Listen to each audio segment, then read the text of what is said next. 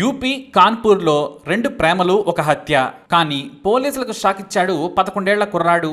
ఓ ప్రియుడు ఓ ప్రియురాలు మధ్యలో పెళ్ళాం. ఈ కథలో సినిమాను మించిన ట్విస్టులున్నాయి.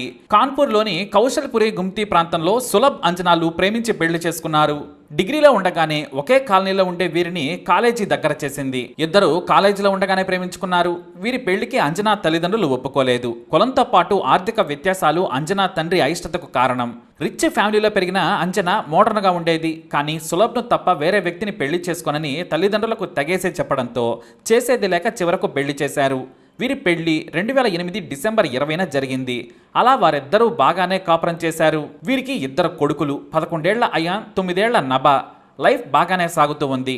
అయితే ప్రతి శనివారం సాయంత్రం సులభ్ ఆఫీస్ నుంచి కారులో వచ్చే క్రమంలో ఓ సూపర్ మార్కెట్లో సరుకులు తెచ్చేవాడు. కొన్నేళ్లుగా అదే సూపర్ మార్కెట్లో తెస్తున్నాడు. అక్కడే అతనికి కిరణ్ అనే యువతి పరిచయం అయింది. ఆ పరిచయం కాస్త అక్రమ బంధానికి దారితీసింది. కాకపోతే వీళ్ళు దీనికి లవ్ అని పేరు పెట్టుకున్నారు. ఇద్దరు కిరణ్ ఇంట్లో ఎంజాయ్ చేసేవారు. డ్రైవర్గా పనిచేస్తున్న కిరణ్ తండ్రి రామ్ దయాళ్ కూడా వారి ప్రేమను ఒప్పుకున్నాడు. రెండో పెళ్లి చేసుకున్నా పర్వాలేదు, మీరిద్దరూ కలిసి ఉంటే చాలన్నాడు. ఇంకేముంది, వారి ఖర్చులను సైతం ఆయనే చూసుకునేవాడు. తన ప్రియురాలకి సినిమాలు చూపిస్తూ కారులో తిరిగేవాడు. అలా 3 ఏళ్ల పాటు వీరి బంధం కొనసాగింది. అయితే ఓ రోజు కారులో కిరణ్ను తీసుకుని సినిమాకు వచ్చిన సమయంలో అంజు సోదరి బబ్లీ చూసింది. అంతేకాదు, కిరణ్ భుజం మీద చేయి వేసి ఆమె పక్కనే కూర్చొని సినిమా చూస్తుండగా ఏకంగా ఫోటో తీసి తన సిస్టర్కే పంపింది. సినిమా థియేటర్లో బావగారి రొమాంటిక్ సినిమా అని క్యాప్షన్ కూడా పెట్టింది. అంతటితో ఆగలేదు. ఇంటర్వెల్లో తన బావకు సినిమా ట్విస్ట్ కంటే రియల్ ట్విస్ట్ ఇచ్చింది బబ్లీ. ఇంటర్వెల్ అలా పడగానే తన బావకి రెండో ఇంటర్వెల్ ఇచ్చింది. తన బావ సులభ్ దగ్గరికి వచ్చింది. ఎవరిమే, మీ సిస్టరా అని అడిగి వెళ్ళిపోయింది. ఇంకేముంది, ఆ తర్వాత మెల్లిగా ఇద్దరు జారుకున్నారు. ఇంటికెళ్లగానే తన భర్త సులభ్ను నిలదీసింది. ఇద్దరి మధ్య గొడవలయ్యాయి. అంతేకాదు, బబ్లీ సైతం ఇంటికొచ్చి తన బావతో గొడవ పెట్టుకుంది. ప్రేమిస్తున్నానని ట్రాప్ చేసి మా అక్కను మోసం చేస్తావా అని తండ్రితో కలిసి నానా హంగామా చేసింది. తన భార్య ఎంత గొడవ చేసినా సులభ్ మాత్రం ప్రియురాలతో రొమాన్స్ మాత్రం ఆపలేదు. ప్రతిరోజు సాయంత్రం ఆఫీస్ నుంచి కిరణ్ ఇంటికే వెళ్ళి గడిపి వచ్చేవాడు. అయితే డిసెంబర్ 20, 2021న అంటే తమ మ్యారేజ్ యానివర్సరీ రోజున ఇంట్లో పార్టీ చేయాలనుకున్నాడు సులభ్. కానీ అంజు ఒప్పుకోలేదు. నువ్వు చేసే పనికి మాలిన పనులు దాచి నీతో నేను పార్టీ చేసుకోలేను, నాకు అక్కర్లేదని చెప్పింది. అదే టైంలో సులభ్ బాబాయ్ కొడుకు రిషబ్ వచ్చాడు. అతనితో కూల్ డ్రింక్ కావాలని అంజు కొడుకు అయాన్ మారం చేశాడు. అంజు మాత్రం వద్దని చెప్పింది. కానీ రిషబ్ ఏమో తాను తెస్తానని కూల్ డ్రింక్ కోసం బయటకు వెళ్ళాడు. దీంతో కొడుకు మీద కోపంతో చేయి చేసుకుంది. ఎవరితో పడితే వారితో కూల్ డ్రింకులు కావాలంటావా అని కొట్టింది. చిన్న పిల్లాడిని ఎందుకు కొడతావని సులభ్ తన భార్య మీద చేయి చేసుకున్నాడు. నన్నే కొడతావా, నీకు మంచితనం విలువలు లేవు, బజార్లో తిరిగే ప్రాస్టిట్యూట్స్ తో సంసారం చేసి వస్తున్నావని తిడుతూ కాలర పట్టుకుంది. ఇద్దరు కొట్టుకున్నారు కూడా. వారి మధ్య గొడవ చూసి భయపడ్డ అయాన్ తన తమ్ముడిని తీసుకుని బాబాయ్ అని పిలుస్తూ రిషబ్ దగ్గరకు వెళ్ళిపోయాడు. వేగంగా రిషబ్ ఇంటికి వచ్చి చూడగా కోపంతో అంజు బయటకు వెళ్ళిందని చెప్పాడు. దీంతో ఆ రోజు పిల్లలను తన తల్లిదండ్రుల దగ్గరకు పంపాడు. అయితే ఆ సీన్ కట్ చేసిన తర్వాత కారు డిక్కీలో అంజు శవం అయి ఉంది. ఈ విషయాన్ని తన తమ్ముడైన రిషబ్కు చెప్పాడు. మృతదేహం పారేసేందుకు సాయం చేయాలని బ్రతిమలాడాడు. అంటే అప్పుడు గొడవ జరుగుతున్నప్పుడే వారిద్దరూ కొట్టుకోవడం వల్ల అంజు చనిపోయిందన్నమాట. ఆ విషయాన్ని దాచిపెట్టి పిల్లలను పంపించేశాడు. ఆ తర్వాత రిషబ్కు కూడా అబద్ధం చెప్పాడు. ఈలోపు శవాన్ని ఎలాగో అలా డిక్కీలోకి సర్దాడు. మొత్తానికి రిషబ్ సాయం అడిగాడు. ఇద్దరూ కలిసి కారు డిక్కీలో మృతదేహం తీసుకొని తన గర్ల్ ఫ్రెండ్ కిరణ్ ఇంటికి వెళ్లారు. అక్కడ అంజు మృతదేహాన్ని రిషబ్ తన ప్రియురాలు కిరణ్, ఆమె తండ్రి రామ్ దయాల్తో కలిసి ఇంట్లోనే ఉంచారు. అక్కడ చీకటి పడ్డ తర్వాత నలుగురు కలిసి కారులో మృతదేహాన్ని తీసుకొని రాత్రి సమయంలో పంకీ కెనాల్లో పడేశారు. 3 రోజులైనా తన సోదరి ఫోన్ కలవడం లేదని బబ్లు తన బావకు ఫోన్ చేసింది. అలిగి ఇంటికి వెళ్ళిపోయిందని చెప్పాడు. అలా ఎలా వెళ్ళిపోతుంది, నువ్వే ఏదో చేసి ఉంటావని వాదించింది. ఇద్దరు గొడవ పెట్టుకున్నారు.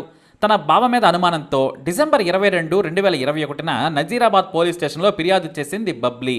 అదే రోజు తన భార్య కనిపించడం లేదని సులభ్ కూడా కంప్లైంట్ చేశాడు. దీంతో భార్యాభర్తల గొడవగా పోలీసులు లైట్ తీసుకున్నారు. 2 రోజులయ్యాక అంజు వస్తుందని చెప్పారు. కానీ ఆమె రాలేదు. అప్పటికే బావ మీద కోపం పీక్స్ మీద ఉంది. కాలనీ వాసులంతా కలిసి పోలీస్ స్టేషన్ ముందు ధర్నా చేయడంతో ఏసీపీ ఈ కేసును వేగంగా విచారణ చేయాలని ఆదేశించారు. సరిగ్గా పోలీసులు ఎంక్వైరీ చేస్తుండగానే పంకీ కెనాల్లో ఓ యువతి మృతదేహం బయటపడింది. దాదాపుగా మృతదేహం కుళ్ళిపోయింది.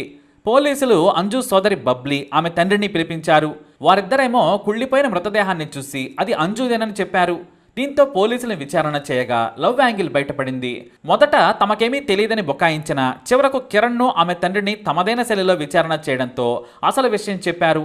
మా అల్లుడు చంపి అంజు మృతదేహాన్ని తీసుకొచ్చాడు, మేమంతా కారులో తీసుకెళ్లి కెనాల్లో పడేశామన్నారు. అంతేకాదు సీసీటీవీ ఫుటేజ్ను కూడా పోలీసులు సంపాదించారు. అంతా ఫ్యామిలీ టూర్కు వెళ్ళినట్లు అంజు మృతదేహంతో కాన్పూర్ మొత్తం తిరిగినట్లు తేలింది. చివరకు కోపంలో చంపేశాను, నాకు కిరణ్తో బ్రతకాలని ఉంది, ఆమె అడ్డుగా ఉందని చంపానని సులభ్ ఒప్పుకున్నాడు. దీంతో అంజు హత్యలో ఆమె భర్త సులభ్తో పాటు కిరణ్, రామ్ దయాళ్, రిషబ్లను పోలీసులు అరెస్టు చేసి జైలుకు పంపారు. కారుతో పాటు సులభ్ ప్రియురాలు కిరణ్ ఇంట్లో కూడా మృతదేహం ఆనవాళ్లు దొరికాయి. పోస్టుమార్టం తర్వాత అంజు మృతదేహాన్ని బంధువులకు అప్పగించారు పోలీసులు. అయితే ఆ ఉబ్బిన మృతదేహాన్ని చూసిన కొడుకు అయాన్ మా అమ్మ కాదు అని ఏడ్చాడు. ఆమె మా అమ్మ కాదు, ఎవరినో తీసుకొచ్చారని 11 ఏళ్ల చిన్నారి ఏడ్చాడు. పాపం వాచిపోయి ఉన్న తల్లి మొహాన్ని చూసి గుర్తుపట్టలేదనుకున్నారు. అయితే ఇక్కడ ట్విస్ట్ ఏంటంటే అంజు తల్లి సైతం ఈమె నా కూతురు కాదని చెప్పేసింది. దీంతో అందరూ కలిసి పోలీసులను మళ్లీ పిలిచి పంచాయతీ పెట్టారు. మొదట్లో మీరే కదా అంజు అని చెప్పారని అధికారులు వారిపై కోప్పడ్డారు. మీరు సరిగ్గా గుర్తుపట్టలేకపోతున్నారు, DNA పరీక్ష చేయిస్తాం, అంత్యక్రియలు చేసుకోమని చెప్పారు. ఫోరెన్సిక్ నిపుణులు శాంపిల్స్ తీసుకుని వెళ్లిపోయారు. అంత్యక్రియలు పూర్తయ్యాయి. ఇక్కడే అసలు ట్విస్ట్ బయటపడింది. ఆ మృతదేహం అంజుది కాదని DNAలో తేలింది. కాకపోతే ఆ మృతదేహం అంజు హత్యను పరిష్కరించింది. చివరకు మరోసారి అదే కెనాల్లో వెతికినా దొరకలేదు. ప్రవాహానికి కొట్టుకుపోయి ఉంటుందని అనుకున్నారు. అంజు కేసు సాల్వ్ అయింది, కానీ మృతదేహం పోలీసులకు దొరకలేదు. చిన్నారి ఏడుపు నిజమైంది. మా అమ్మ కాదని వెక్కి వెక్కి ఏడ్చాడు. అంజు తల్లి సైతం అనుమానించడంతో DNA పరీక్షలు చేయించారు పోలీసులు. ఎంతైనా కూతురిని అలాగే తల్లిని రక్తం పంచుకున్న వారే గుర్తుపట్టారు. ఆ మృతదేహం మొత్తానికి అంజుది కాదని తెలియంది. మరి కెనాల్లో దొరికిన మహిళ ఎవరని పోలీసులు విచారణ చేయడం మొదలుపెట్టారు. మొత్తానికి ఒక కేసు పరిష్కారానికి ఆ మృతదేహం ఉపయోగపడ్డా ఆమె ఎవరనేది మాత్రం ఇంకా పోలీసులు తేల్చలేకపోయారు. కానీ సులభ్ వేసిన కెనాల్లోనే మృతదేహం దొరకడంతో అది అంజు బాడీని అనుకున్నారు. కానీ పరీక్షల్లో తేలింది. పోలీసులకు అగ్ని పరీక్ష పెట్టింది, హంతకులకు శిక్ష వేయించింది. మరి ఈ ఇన్ఫర్మేషన్ పై మీ అభిప్రాయాన్ని కామెంట్ ద్వారా తెలియజేయండి. అలాగే వీడియోని లైక్ చేయండి, షేర్ చేయండి, మా ఛానల్ని సబ్స్క్రైబ్ చేసుకోండి.